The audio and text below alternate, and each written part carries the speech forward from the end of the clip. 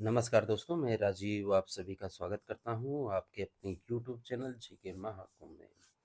दोस्तों, पूर्व की भांति 30 मिनट की वीडियो वीडियो की ये सीरीज है। इसमें हम लोग 30 मिनट में जो भी क्वेश्चन हो पाएंगे उनको जो है देखेंगे, साथ ही उससे संबंधित प्रश्न क्या हो सकते हैं, उसके रिलेटिव जो भी इंफॉर्मेशन है वो भी आपको प्रोवाइड करने की पूरी कोशिश रहेगी।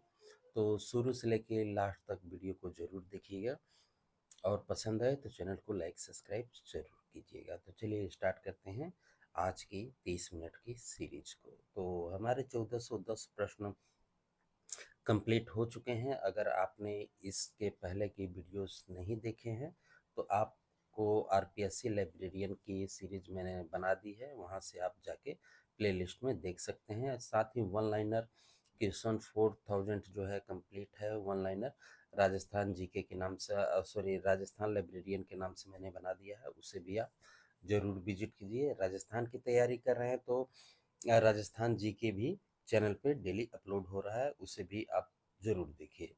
तो चलिए स्टार्ट करते हैं आज की सीरीज को। तो 14 से 10 हमारे कंप्लीट हो चुके हैं। आज हम उसके आगे के प्रश्नों को देखेंगे। हमारा आज का पहला प्रश्न है कि पुस्तकालय वर्गीकरण में प्रयोग की जाने वाली भाषा को कहा जाता है। पुस्तकालय वर्गीकरण में प्रयोग की जाने वाली भाषा को किस नाम से पुकारा जाता है? तो इसे कृत्रिम भाषा के नाम से पुकारा जाता है। लाइब्रेरी क्लासिफिकेशन एक किताब के जो है विशिष्ट विषय को क्रमिक संख्याओं की एक कृत्रिम भाषा यानी कि आर्टिफिशियल लैंग्वेज में अनुवाद कर देता है। एग्जाम्पल पहले समझ लीजिए कि नोटेशन को नोटेशन जो होता है एक प्रतीकों का समूह होता है और जो है यह दो प्रकार यानी कि शुद्ध और प्राकृतिक, शुद्ध और मिश्रित, माफ कीजिए, शुद्ध और मिश्रित। शुद्ध का मतलब होता है 1 से लेके 0 से लेके 9 तक, और जो है अक्षर में अगर मैं बात करूँ तो 8 से लेके जेड तक, ये तो शुद्ध अंक हो जाएगा। या तो 1 से लेके 0 से लेके 9 तक रहे या तो ए से लेके जेड तक रहे, तो ये शुद्ध अंक हो जाएगा। लेकिन अगर उसी में 0 से लेके 9 का भी प्रयोग हो, ए से लेके जेड का प्रयोग हो और छोटा अक्षर ए से लेके जेड तक का प्रयोग हो तो उसे मिश्रित अंक हम कहते हैं। ठीक है, मिश्रित प्रतीकों के एक से अधिक सेट का उपयोग करना जो है मिश्रित अंकन कहलाता है। ठीक है, और ये तो नोटेशन की बात हो गई। और इंडेक्स जो होता है पुस्तकालय वर्गीकरण की एक योजना के एक अनिवार्य घटक होता है जो कि योजना के अंत में प्रदान किया जाता है। और काल नंबर जो होता है वर्गीकृत करने में प्रत्येक पुस्तक को एक प्रतिष्ठित संख्या जो है प्रोवाइड की जाती है जिसका उपयोग आंकड़ों से पुस्तक को कॉल करने तथा उससे सही स्थान पर लौटाने में प्रयोग किया जाता है। ठीक है, तो आप समझ गए होंगे कि अंकन और इंडेक्स और काल नंबर का प्रयोग क्यों किया जाता है। आगे देखते हैं। अगला प्रश्न हमारा कह रहा है कि किसी दस्तावेज का काल संख्या में शामिल होता है। किसी दस्तावेज की काल संख्या में सम्मिलित होता है।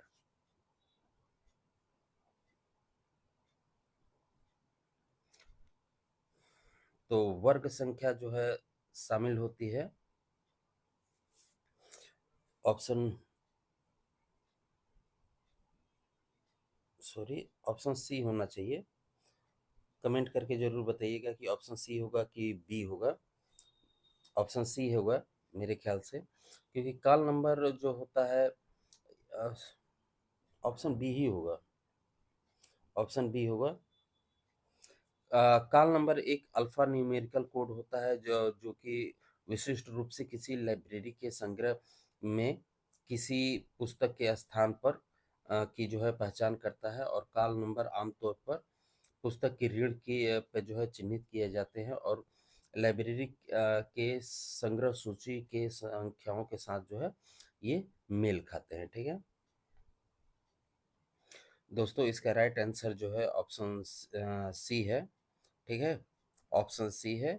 वर्ग संख्या, पुस्तक संख्या और अनुक्रम संख्या। इसको थोड़ा-सा आप समझिए कि काल नंबर जो है एक अद्वितीय पहचानकर्ता जो है होता है और जो कि लाइब्रेरी में एक विशिष्ट पुस्तक को सौंपा जाता है, जो लाइब्रेरी के व्यापक संग्रह के भीतर पुस्तकों के कुशल स्थान को सक्षम बनाता है। पुस्तकों की सामान्य व्यवस्था अनुक्रम का पालन करके उपयोगकर्ता वांछित पुस्तक के सटीक स्थान पर सीधे नेविगेट करने के लिए काल नंबर का उपयोग करता है। काल नंबर में आवश्यक 3 घटकों को जो है शामिल किया जाता है, जिसमें कक्षा संख्या, पुस्तक संख्या, संग्रह संख्या और वॉल्यूम संख्या भी शामिल होता है, ठीक है? इसमें वॉल्यूम संख्या भी शामिल किया जाता है और यह व्यापक प्रणाली पुस्तकालय के भीतर सटीक व्यवस्थित पुस्तक पुनः प्राप्ति और प्लेसमेंट सुनिश्चित करती है, ठीक है? वर्ग संख्या क्या होता है, इसको थोड़ा-सा आप समझिए पहले। किसी वर्गीकरण योजना में किसी विशेष विषय के लिए पुस्तक अंकन को उसकी वर्ग संख्या को कहा जाता है। किसी दस्तावेज के वर्गीकृत करते समय वर्ग संख्या शीर्षक पृष्ठ के पीछे यानी कि जो स्पाइनल कार्ड होती है उस पे जो है आधे भाग पर जो है पेंसिल से लिखी जाती है, ठीक है?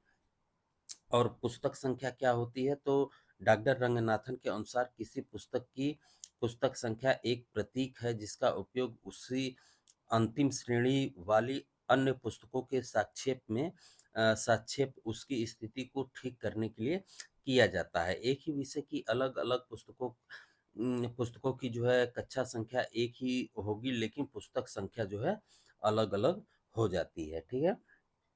और संग्रह संख्या क्या होती है, तो कोई पुस्तक पुस्तकालय में किसी भी संग्रह में हो सकती है और उस संग्रह का उल्लेख करना आवश्यक होता है जहाँ वह पुस्तक है। संग्रह का संकेत कुछ प्रतीकों द्वारा जो है किया जाता है जिन्हें संग्रह संख्या के नाम से हम जानते हैं। एक पुस्तकालय अपनी स्वयं की संग्रह संख्या योजना तैयार कर सकता है जो संग्रह को इंगित करने में मदद करता है और एक होता है मात्रा संख्या, ठीक है? मात्रा संख्या क्या होती है, तो पुस्तकालय वर्गीकरण में वॉल्यूम संख्या आमतौर पर पुस्तकों या पत्रिकाओं की श्रृंखला के भीतर किसी विशेष वॉल्यूम को जो है निर्दिष्ट अनुक्रम संख्या को संदर्भित करता है। इसका उपयोग एक ही श्रृंखला या संग्रह के भीतर एक विशिष्ट वॉल्यूम को अन्य से अलग किया जाता है। वॉल्यूम संख्या लाइब्रेरियन और पाठकों के किसी विशेष पुस्तक या प्रकाशन को सटीक रूप से पहचानने और ढूंढने की अनुमति प्रदान करता है, ठीक है? तो ये सारी चीज़ें मैंने आपको बता दी। क्यों? क्योंकि जो है टाइपिंग में जो है वर्ग संख्या लड़के ने टाइप कर दिया था, तो मैं भी थोड़ा-सा कन्फ्यूज़ हो गया, तो इसका राइट आंसर ऑप्शन सी है, ठीक है? चलिए आगे देखते हैं। अगला प्रश्न हमारा है कि पुस्तकालय में अभिप्राप्ति रजिस्टर क्यों तैयार किया जाता है? प्राप्ति रजिस्टर जो है किस लिए तैयार किया जाता है? ऑप्शन को देखिए आप भी कोशिश इसमें कीजिए। तो किताबें पुस्तकालय में जिस क्रम में प्राप्त हो की जाती हैं, उसी क्रम में उन्हें एक्सेस करने के लिए किया जाता है। अभी प्राप्ति रजिस्टर तैयार किया जाता है। आगे देखते हैं, अगला प्रश्न हमारा है कि अधिकतर सार्वजनिक पुस्तकालयों में छाया प्रति लेने की एक सेवा है। तो आर्थिक अनुदान प्राप्त ये सेवा है, ऑप्शन सी। अगला प्रश्न देखते हैं। अगला प्रश्न हमारा है कि शब्दकोश और विश्वकोश पुस्तकालय के भाग में रखे जाते हैं। किस भाग में रखे जाते हैं? क्या? शब्दकोश और विश्वकोश। तो ये संदर्भ संग्रह में रखे जाते हैं। अब थोड़ा-सा समझिए कि संदर्भ स्रोत ही संदर्भ सेवा की आधारशिला होती है, ठीक है? और सूचना की ऐसी कृतियाँ जिन्हें संदर्भ ग्रंथ कहते हैं, वे प्राथमिक स्रोत की सूचना सामग्री को अत्यधिक व्यवस्थित ढंग से एक क्रम में प्रस्तुत करती हैं। शब्दकोश क्या होता है? इसको समझिए आप। सामान्य रूप से शब्दकोश का अर्थ है भाषा का शब्दकोश। यह त्वरित संदर्भ सेवा के लिए जो है इम्पोर्टेंट सोर्स होता है। इसमें समानतः वर्णानुक्रम में जो है संयोजित ये रहते हैं। और विश्वकोश क्या होता है? तो विश्वकोश यह वह कृति होती है जिसमें समस्त ज्ञान के संश्लेषण को सुसंगठित तरीके व क्रमबद्ध रूप में प्रस्तुत किया जाता है। इसमें विषयों एवं उसके उप विषयों का व्यवस्थापन वर्णाक्रम में होता है। आगे देखते हैं। अगला प्रश्न हमारा कह रहा है कि अवधि रिकॉर्ड यदि हस्त रूप यानी कि हाथ से लिखा हुआ हस्त रूप में रखे जाते हैं तो इन्हें में रखा जाएगा, यानी कि इन्हें जो है कहाँ रखा जाएगा? तो इसे कार्डेक्स या लाइन डेस्क में जो है रखा जाएगा। और इसमें मैंने बताया ही है कि एक कैबिनेट में 1000 सामयिक प्रकाशनों की रखने की सुविधा होती है। अगला प्रश्न देखते हैं। कलेक्शन नंबर का एक हिस्सा है। कलेक्शन नंबर किसका हिस्सा है? तो काल नंबर का जो है हिस्सा होता है। आगे देखते हैं। अगला प्रश्न हमारा कह रहा है कि निम्नलिखित में से कौन सा एक किसी पुस्तकालय का अस्थायी रिकॉर्ड होता है? अस्थायी रिकॉर्ड पूछ रहा है। तो एक्सेशन रजिस्टर जो है होता है परिग्रहण पंजिका।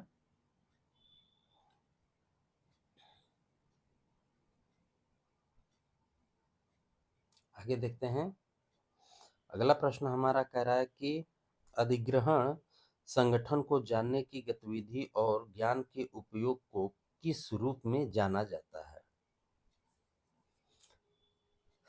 किस रूप में जाना जाता है? अधिग्रहण संगठन को जानने की गतिविधियों और ज्ञान के उपयोग को किस रूप में जाना जाता है?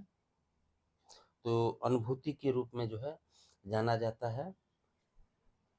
अधिग्रहण जो होता है विश्वविद्यालय पुस्तकालय के लिए सामग्रियों को चुनने, आदेश देने और प्राप्त करने की प्रक्रिया होती है, जिसमें विश्वविद्यालय के उपयोगकर्ताओं की जरूरतों को पूरा करने के लिए, संसाधनों को प्राप्त करने के लिए बजट और प्रकाशक डीलर विक्रेता जैसी बाहरी एजेंसियों के साथ जो है बातचीत करना इसमें शामिल होता है।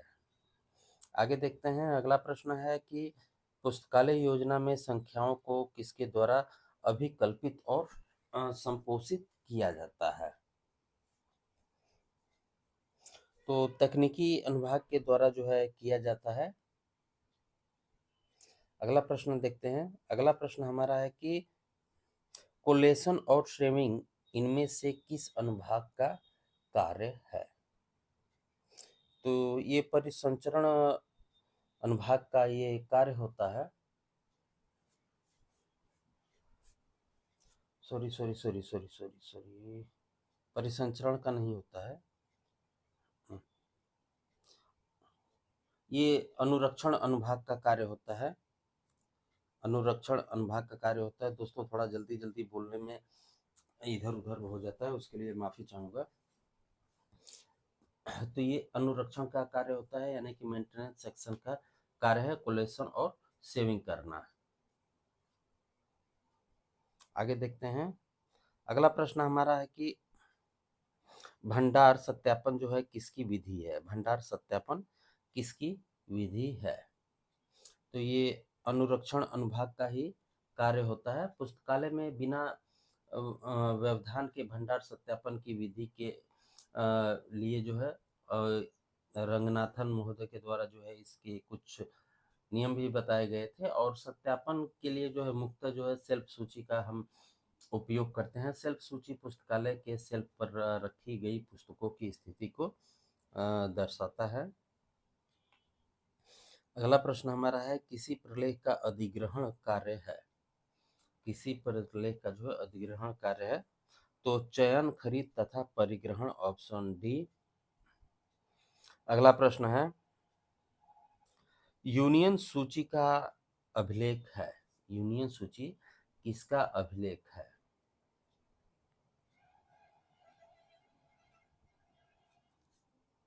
तो ये पुस्तकालयों के किसी ग्रुप में उपलब्ध जो है पत्रिकाएं, ऑप्शन बी है।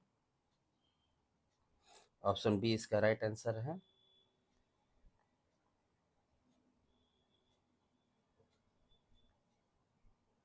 अगला प्रश्न देखते हैं। अगला प्रश्न हमारा है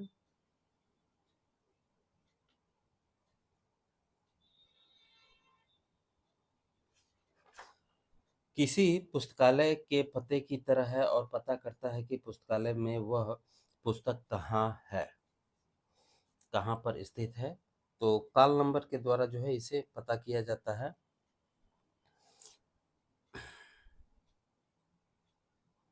और कॉल नंबर जो है अल्फा न्यूमेरिकल कोड जो विशिष्ट रूप से किसी लाइब्रेरी के संग्रह में किसी आइटम के स्थान की पहचान करता है। कुछ पुस्तकालय लाइब्रेरी ऑफ कांग्रेस क्लासिफिकेशन पद्धति का उपयोग करते हैं, जिसमें कॉल नंबर अक्षरों से शुरू होता है। अन्य लाइब्रेरी में डीडीसी पद्धति का भी उपयोग किया जाता है। कॉल नंबर अंकों के साथ जो है शुरू होता है।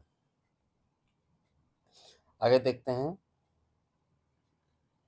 अगला प्रश्न हमारा है कि ग्रंथालय से पुराने यूं कभी कभार उपयुक्त पुस्तकों को निकाल दिया जाता है, जिसे क्या कहा जाता है?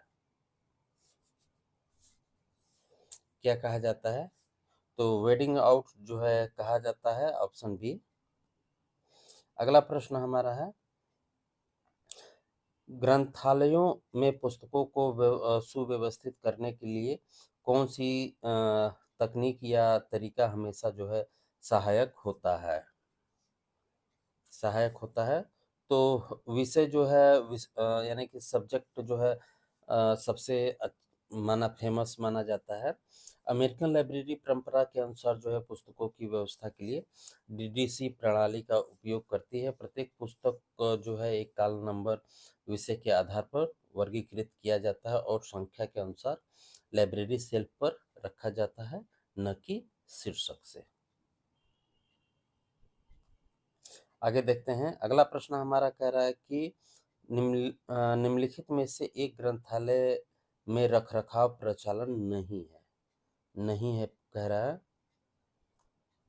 तो अंतर ग्रंथालय ऋण जो है यानी कि इंटर लाइब्रेरी लोन नहीं है। बाकी अर्जन, सीरियल्स, सूची ये सभी हैं। अगला प्रश्न देखते हैं। अगला प्रश्न हमारा कह रहा है कि तकनीकी अनुभाग मुख्य रूप से कार्यों का निष्पादन करता है।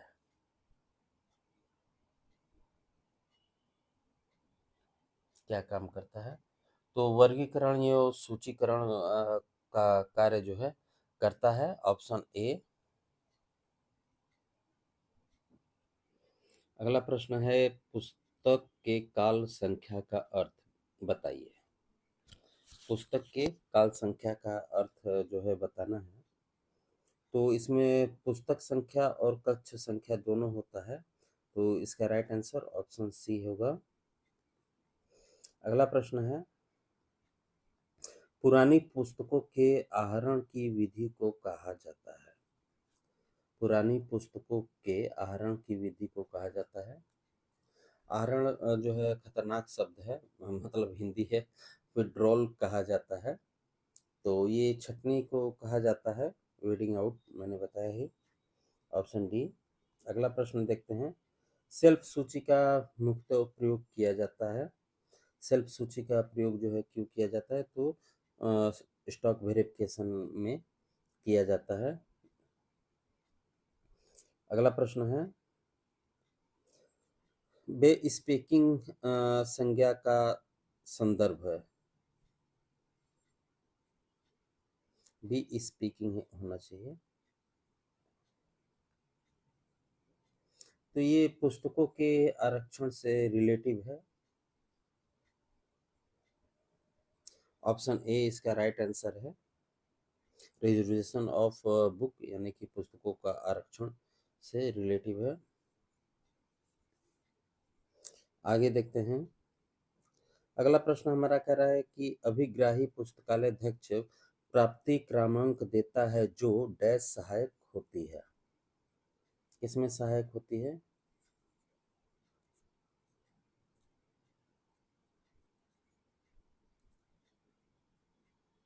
तो ये निर्दिष्ट पुस्तकालय के अंदर के पुस्तक की विशिष्ट संख्या जो है यही होती है।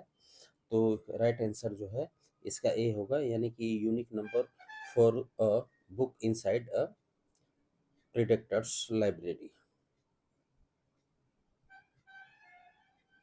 आगे देखते हैं।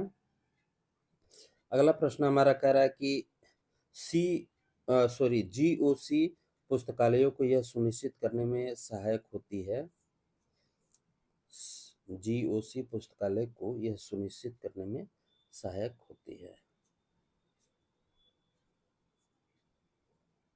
तो जीओसी का मतलब होता है गुड्स ऑफिस कमेटी, और ये जो है एक स्वैच्छिक संगठन है जो पुस्तकालय को पुस्तकों की आपूर्ति को जो है एक समान शर्तों के साथ बुक सेलरों की उचित कार्य मार्जिन जो है प्रोवाइड करती है। तो इसका राइट आंसर विदेश मुद्रा विनिमय दर है। अगला प्रश्न देखते हैं। अगला प्रश्न हमारा है, वाचक द्वारा गलत जगह पर रखी पुस्तकों को क्रमबद्ध रखने की प्रक्रिया को क्या कहा जाता है? क्या कहा जाता है? तो सेल्फ परिहार, ऑप्शन ए। आगे देखते हैं। अगला प्रश्न हमारा है कि घूमन कक्ष इसकी सुरक्षा के लिए उपयोगी है। घूमन कक्ष जो है किसकी सुरक्षा के लिए है? तो पुस्तकों के लिए है, ऑप्शन ए। यानी कि फर्मिंगटन चेंबर जो है यूज किस लिए किया जाता है? तो फर्मिंगटन जो है कीटों को नियंत्रित करने की एक जो है प्रक्रिया होती है। इस प्रणाली में किसी क्षेत्र को जो है पूर्णतः गैसीय कीटनाशक से जो है भर दिया जाता है, जिसके विषाक्त प्रभाव से जो है कीट जो है नष्ट हो जाते हैं। पहले मिथिल ब्रोमाइड का प्रयोग जो है किया जाता था। इससे ओजोन स्तर को जो है क्षति पहुंचती थी, जिसे मटेरियल प्रोटोकॉल के मीथेन ब्रोमाइड का प्रयोग प्रतिबंधित कर दिया गया है। और आजकल की बात की जाए तो इसमें जो है फॉक्सीन और जो है डाइक्लो प्रोपिन मीथेन आइसोसाइनेट का जो है प्रयोग किया जाता है। अगला प्रश्न है, पुस्तकों निर्गम एवं आगम हेतु डे बुक पद्धति एवं खाता बही पद्धति निम्न में से किसके प्रकार हैं? निम्न में से किसके प्रकार हैं? तो ये रजिस्टर के प्रकार हैं। रजिस्टर सिस्टम के रजिस्टर विधि जो होती है छोटे तथा मध्यम श्रेणी के पुस्तकालयों में पुस्तकों के आदान प्रदान हेतु रजिस्टर विधि का प्रयोग किया जाता है। इसमें एक पृष्ठ की संख्या सहित एक रजिस्टर होता है, जिसमें तिथि, परिग्रहण संख्या, पुस्तक के लेखकों का नाम, पुस्तक का आख्या, पाठक के हस्ताक्षर, प्राप्ति की तिथि तथा प्राप्त करने वाले सहायक के हस्ताक्षर के खाने होते हैं। इस तिथि तथा प्राप्त सॉरी होते हैं। प्रत्येक पाठक के लिए जो है अनुक्रमणी तैयार कर ली जाती है। कार्य की शिथिलता के कारण अब इसका प्रचलन लगभग न के बराबर हो गया है। आगे देखते हैं। अगला प्रश्न हमारा है कि इनमें से कौन सा कार्य जो है परिचालन विभाग से संबंधित नहीं है? तो अतिदेय शुल्क वसूली जो है ये परिचालन से रिलेटिव नहीं है।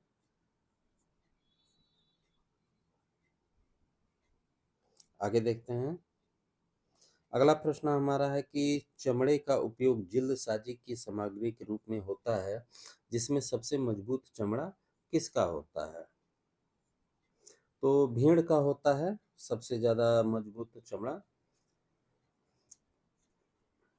और इम्पोर्टेंट बुक्स को जो है कवर और टिकाऊ करने के लिए जो है इसका प्रयोग किया जाता है। आगे देखते हैं। जल्दसाजी की प्रक्रिया के प्रथम चरण में खंडों के सभी भागों एवं पन्नों को सर्वप्रथम सही ढंग से सही अनुक्रम में व्यवस्थित किया जाता है, जिसे जाना जाता है, यानी कि उसे किस नाम से जाना जाता है? तो समाकलन के नाम से जाना जाता है, कलेक्शन के नाम से जाना जाता है। आगे है। कार्डिस सिस्टम को नियंत्रण करने के लिए उपयोग किया जाता है। तो कार्डेक्स का उपयोग जो है पत्र पत्रिकाओं को व्यवस्थित करने के लिए किया जाता है। अगला प्रश्न है, आक्स लाइब्रेरी एनीथिंग संकल्पना मूलतः निम्नलिखित के द्वारा आरंभ की गई थी। तो एएलए के द्वारा जो है किया गया था, अमेरिकन लाइब्रेरी एसोसिएशन के द्वारा। एएलए की बात करूं तो 6 अक्टूबर 1876 में इसकी स्थापना की गई थी और इसका मुख्यालय जो है शिकागो, अमेरिका में है। इसकी स्थापना मेलवी डेवी के प्रयास से की गई थी और चॉइस पत्रिका का प्रकाशन भी जो है एएलए के द्वारा ही किया जाता है। और आक्स लाइब्रेरी एनीथिंग की अवधारणा मूल रूप से जो है अमेरिकन लाइब्रेरी एसोसिएशन के द्वारा शुरू की गई थी। आगे देखते हैं। अगला प्रश्न हमारा कह रहा है, पुस्तकालय द्वारा क्रय की गई पुस्तकों का भुगतान निम्न प्रक्रिया के बाद किया जाता है। तो परिग्रहण के बाद किया जाता है, ऑप्शन बी। अगला प्रश्न, पंजिका परिग्रहण पंजिका की मानक आकार क्या है? मानक आकार जो है पूछ रहा है, तो 16x13 है और पुस्तकों का बिल तथा क्रयादेश से मिलान करने के बाद उसका जो है परिग्रहण किया जाता है। आगे है, उन पुस्तकों को सही स्थान पर रखने का कार्य जिनको पाठकों द्वारा अनुचित निधानियों में रख दिया जाता है को जाना जाता है। किस नाम से जाना जाता है? तो निधानी पर शोधन के नाम से जाना जाता है, ऑप्शन ए। अगला प्रश्न है, पुस्तक चयन की डिमांड थ्योरी का सुझाव जो है किसने दिया था?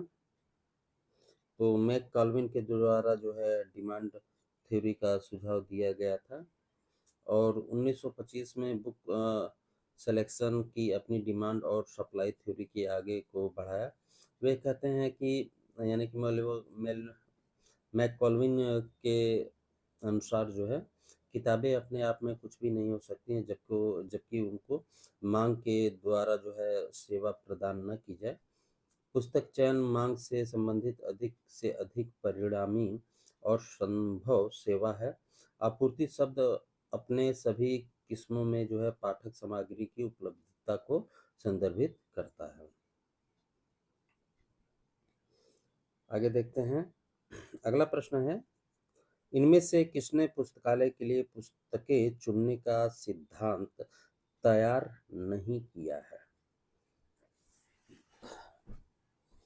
तैयार नहीं किया है, तो सेयर्स महोदय के द्वारा जो है बुक सिलेक्शन के बारे में कोई भी टिप्पणी नहीं की गई है।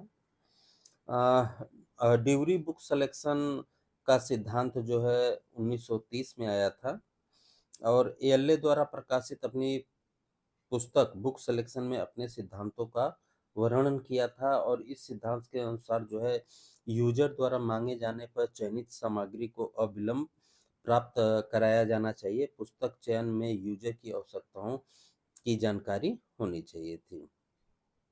और मेलवी डेवी के द्वारा जो है कहा गया कि अधिकतम व्यक्तियों की न्यूनतम व्यय सर्वोत्तम अध्ययन सामग्री प्रदान करना ग्रंथ चयन का सिद्धांत दिया था। इस सिद्धांत के अनुसार पाठकों की अभिरुचि के अनुरूप जो है बेस्ट बुक का सिलेक्शन किया जाना चाहिए था। ठीक है।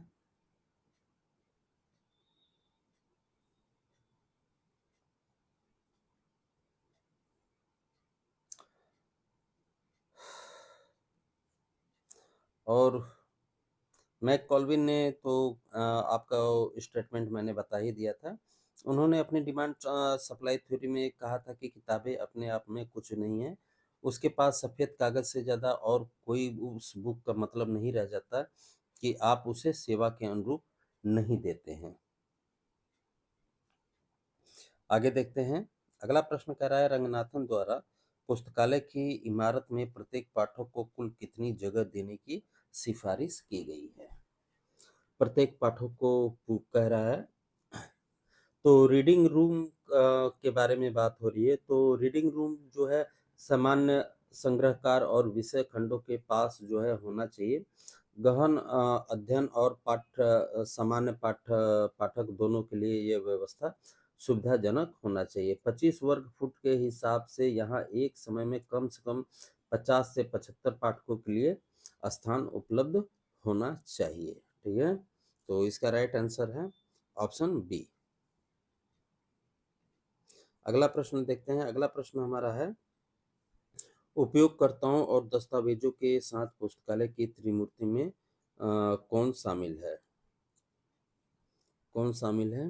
तो कर्मचारी जो है शामिल है, जिसे त्रिमूर्ति के नाम से कहा जाना जाता है, पाठक, पुस्तक और कर्मचारी। तो दोस्तों हमारे 30 मिनट कंप्लीट हो गए। वीडियो को जो है यहीं पे रोक दे रहे हैं और आगे की सीरीज जो है कंटिन्यू चलती रहेगी। तो बने रहिएगा चैनल पे। मिलते हैं अगले वीडियो में। ख्याल रखिए। धन्यवाद।